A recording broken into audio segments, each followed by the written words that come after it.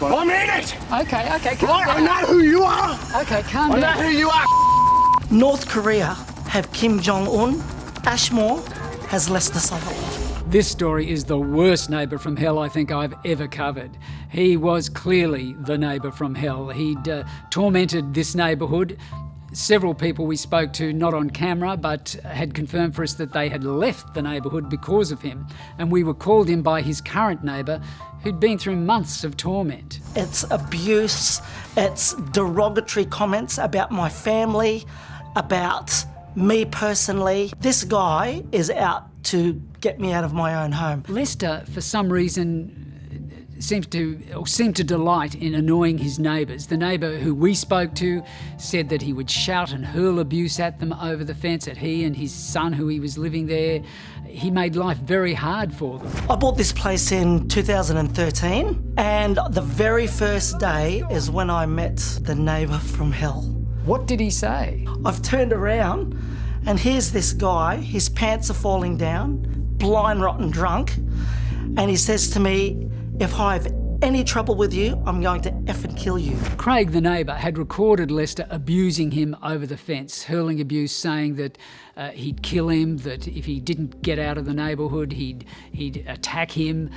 All these kind of ridiculous threats for no reason. Craig said he'd done nothing to upset him. He couldn't really understand why he was behaving that way. And Craig would say he literally couldn't go into his garden, he couldn't do anything without being confronted by Lester. I've got friends that have said, Craig, why don't you just move? Why do you put up with this rubbish? And I'm thinking, this is my home. Why should I move from my own home because of a neighbour that's stark raving mad? In one of the most bizarre things I've ever seen, Lester actually painted his side of the house facing the neighbour with rude signs and rude messages. He'd painted these things, genitalia and things on the wall, so the neighbour had to look at it. Lester had been in trouble with the police before. After he'd painted the mural on the house taunting his neighbour, he'd been charged over that, and he had been charged with assaulting his neighbour. It wasn't a serious assault, and Lester managed to get some kind of probation and was put on a good behaviour bond. But it clearly didn't work because he continued to annoy his neighbour and hurl abuse at him. See, look at this guy. Everybody, get your camera up here. Drop you. Don't you put this on news, right? When we first got there, we spoke to Craig. We did an interview with him. He said, come outside, we'll chat. He'll poke his head over the fence. He'll abuse us for whatever reason. We did that, nothing happened, and I was starting to think, oh, maybe he's pulling our leg. Maybe this guy really isn't that bad. So our cameraman had wandered out the front to just get some shots of the street front of Lester's house and Craig's house. Anyway, within seconds, Lester appears. He sort of leapt up on something and jumped over the fence with a piece of wood and started bashing into our cameraman.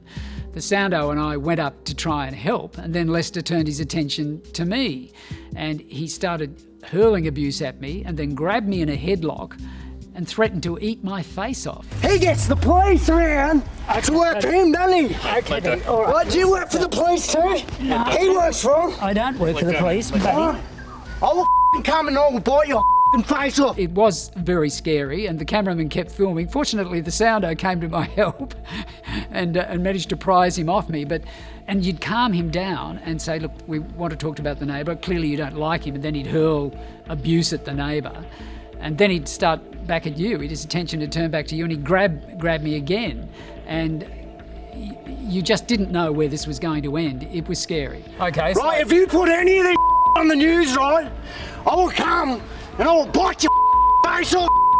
Buddy, okay. Just You calm too. down. I was a little terrified about what he might do. You never know what anyone is capable of doing, and while he seemed to hang out in his own hood and just annoy his neighbours, who knows where he may turn up if he's got the resources to find you. And we did cop some criticism for running the story, but in reality, this is what these people had to put up with. 2 people had left the street because of Lester. This neighbour was terrified. He'd had action taken against Lester by the police, and still it hadn't stopped. I spoke to Craig today, as it turns out, and he said that Lester is still there, and that after our story, remarkably, things went quiet. Lester hasn't bothered him again. So I guess, in a way, the story has a happy ending. And in fact, Craig told me he was interested in doing a follow-up. Maybe he could get together with Lester for a beer. I can't quite see that happening, and I'm not sure I really want to go and have a beer with Lester after all that. Stop filming me. Any of this goes on the news. Next time I find you, I'm gonna bite your face off.